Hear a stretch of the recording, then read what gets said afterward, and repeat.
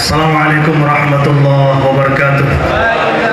Alhamdulillahirrahmanirrahim. Allahumma salli ala sayyidina Muhammad wa sallam Muhammad. Yang kita banggakan Bung Budiman Sujatmiko, tokoh nasional kita, tokoh bangsa kita, para seluruh aktivis, seluruh jurnalis, para bapak-bapak, ibu-ibu, tokoh-tokoh muda, tokoh-tokoh pergerakan yang kami banggakan. Saya dapat pesanan dari panitia itu justru nanti Tuan Guru menyampaikan aspek spiritualitas, nanti Bung Budiman menyampaikan aspek politik. Spiritualitas apakah beda dengan agama? Atau ada lagi yang paling saya kira ini keliru. Dukun dianggap guru spiritual.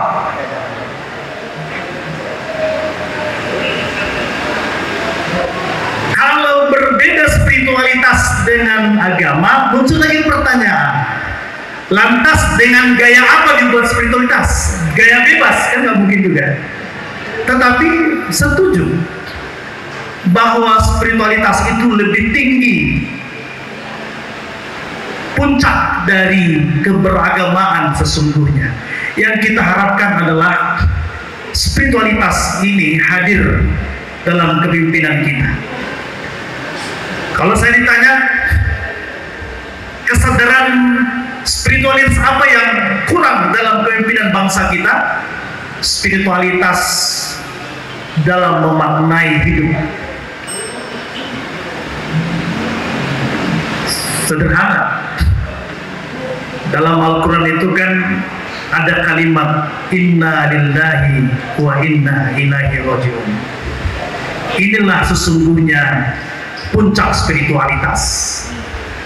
Kesadaran ketika engkau memimpin bahwa kau akan pulang kepada raja di raja.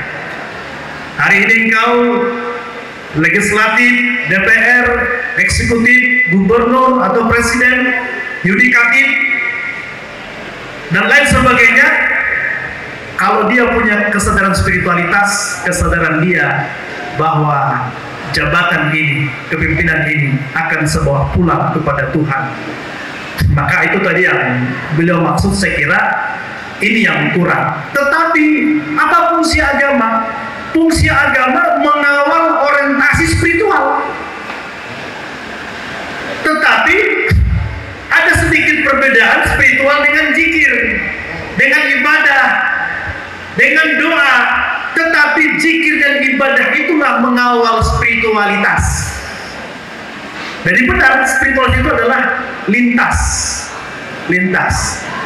Tetapi saya ingin hanya meluruskan, jangan pula nanti pulang dari sini salah memahami yang disampaikan Mas Budiman. Kalau begitu Tuhan nggak perlu lagi lah sholat, penting apa kayak gitu. Jadi supaya dipahami bahwa yang dikatakan beliau tadi itu adalah pemahaman yang lebih luas tentang spiritual. Terakhir,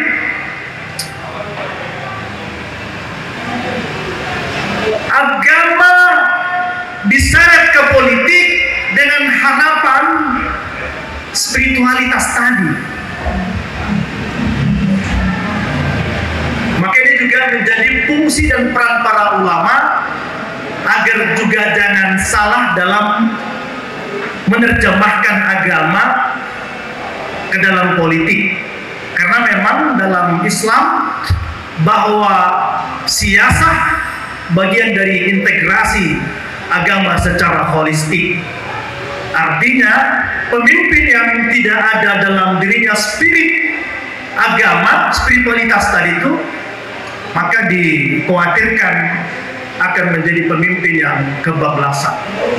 Jadi saya kira yang perlu kita perkuat adalah bagaimana kesadaran pemimpin ketika dia memimpin bahwa kepemimpinannya akan dipertanggungjawabkan di hadapan Tuhan.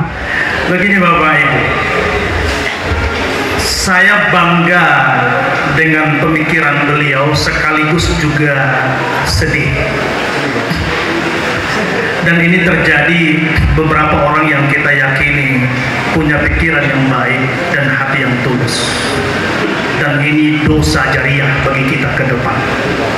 Kenapa? Karena memang negeri ini harus menyediakan tempat bagi orang yang berpikir tulus, yang berpikir visioner, yang tulus membangun negeri. Harus disediakan tempat. Bayangkan kalau beliau punya kecerdasan seperti ini dan tokoh-tokoh lain, tetapi tidak disediakan posisi, tidak disediakan tempat untuk memberdayakan pikiran-pikirannya. Maka sering kesepakatan para ulama kan kenapa sekarang ini agak geram dalam konteks politik, karena memang ada ulama hari ini berbicara 1000 mimbar, satu orang pejabat negara yang punya otoritas lebih mudah dia melakukan perubahan. Jadi kita doakan Bung Budiman ini dikasih Allah tempat-tempat itu.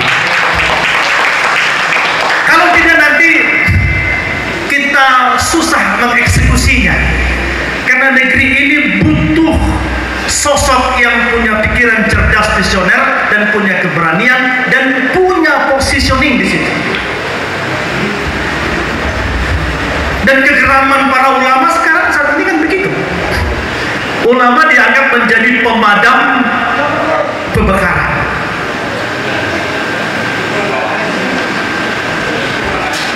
Musiman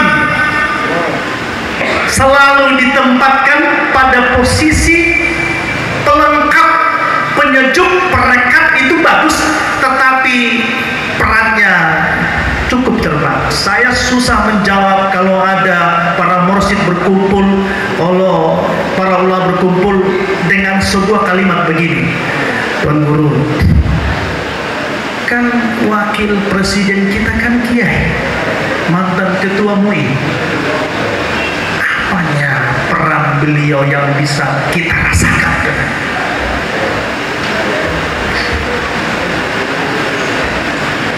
Apa yang terjadi? Nanti coba dulu Bung Budiman menjawab itu. Kalau sampai kepada posisi itu pun para ulama, para rakyat, masyarakat memahami peran itu tidak terasa secara signifikan untuk konteks keumatan. Untung saya dapat ilham menjawab pada saat itu. Apa ilham yang turun saat itu? Memang itulah kelebihan Tuan Guru nih, kalau ada masalah besar turun ilham. Tapi ilham ini nggak boleh sembarangan disampaikan, karena tidak terkonfirmasi dengan fakta bisa malu kita. Kan ada juga begitu dulu kan, mimpi katanya ini menang tapi tak menang juga, jadi malu juga kita. Artinya apa? Saya saat itu memberikan jawaban begini. Peran beliau adalah saat ini ditakdirkan Tuhan menjaga bangsa ini secara gaib agar aman saja. Menjaga bangsa ini secara spiritualitas supaya kita ini makin sejuk. Nanti berikutnya kita doa kepada Allah agar ada ulama yang punya semangat ulama, macam beliau juga punya semangat ulama ini sebenarnya. Jadi bukan konteks kepemimpinan ulama itu bukan ulama, tapi punya spirit ulama. Dan mereka mengamini itu, bahwa beliau ditakdirkan Allah pada fungsi-fungsi untuk menjaga kesejukan bangsa ini. Tetapi kan tidak cukup. Umat berkata agar nanti ini tidak menjadi apatis. Menjadi apatis. Saya mohon maaf Bapak Ibu, ini kalaupun harus disampaikan silakan disampaikan. Termasuk juga para tuan guru nanya ke saya. Dulu Tuhan mengajak para mursyid ini memilih era emas. Memilih era emas sampai dulu luar biasa dulu pertarungannya. Sekarang tolong dulu Tuan Guru sampaikan apa yang sudah dibuat untuk Sumatera Utara, Gubernur. Meskipun kita juga menjawabnya dengan benar-benar pendekatan kita, pendekatan yang sejuk,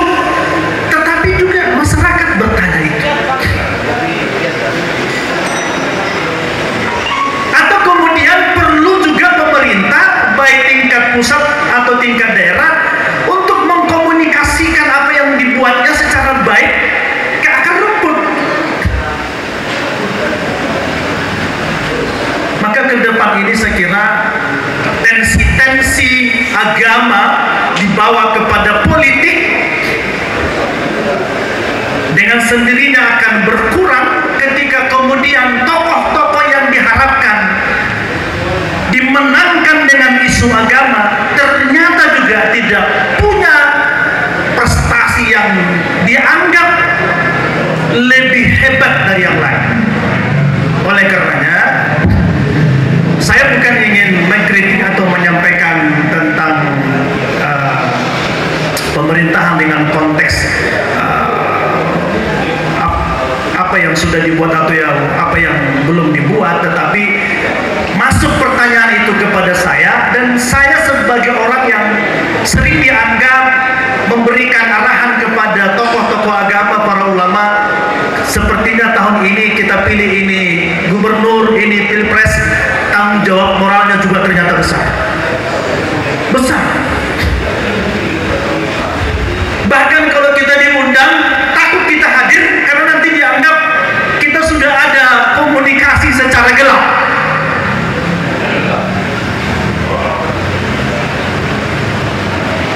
Bayangkan di sini ada ustadz, dia khotib pun diturunkan, dihapus daftar khotibnya gara-gara memilih satu pemimpin lain.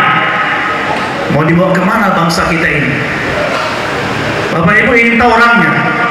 Tolong berdiri Ustaz Rizky dulu. Ini orangnya. Dia mengadu ke saya, jadwal khotibnya dihapus. Dan sekarang banyak orang sepertinya sudah mulai menyesal. Iya ya, dulu kok kayaknya memilih pemimpin itu macam hukumnya hukum teologi, kafir murtad. Ternyata biasa-biasa saja ternyata. Jangan-jangan kalau yang lain memimpin, jangan-jangan lebih bagus lagi. Kesadaran ini harus kita bawa. Kesadaran bahwa ke depan agama ini harus kita kembalikan seperti para ulama wali-wali dulu memerdekakan bangsa ini. Coba dulu kita pikirin, bukan nggak hebat? Begitu Bung Karno merumuskan Pancasila dan diserahkan kepada ulama, itu kan sila ketuhanan itu sila kelima. Para ulama kemudian tirokat, kemudian merembuk, musyawarah, berdoa, komunikasi dengan Bung Karno, akhirnya kemudian disepakati ketuhanan yang Maha Esa menjadi sila pertama. Itu kan luar biasa peran ulama untuk menjaga bangsa ini. Dan kita berharap ke depan kita berharap para ulama, tokoh-tokoh agama di negeri ini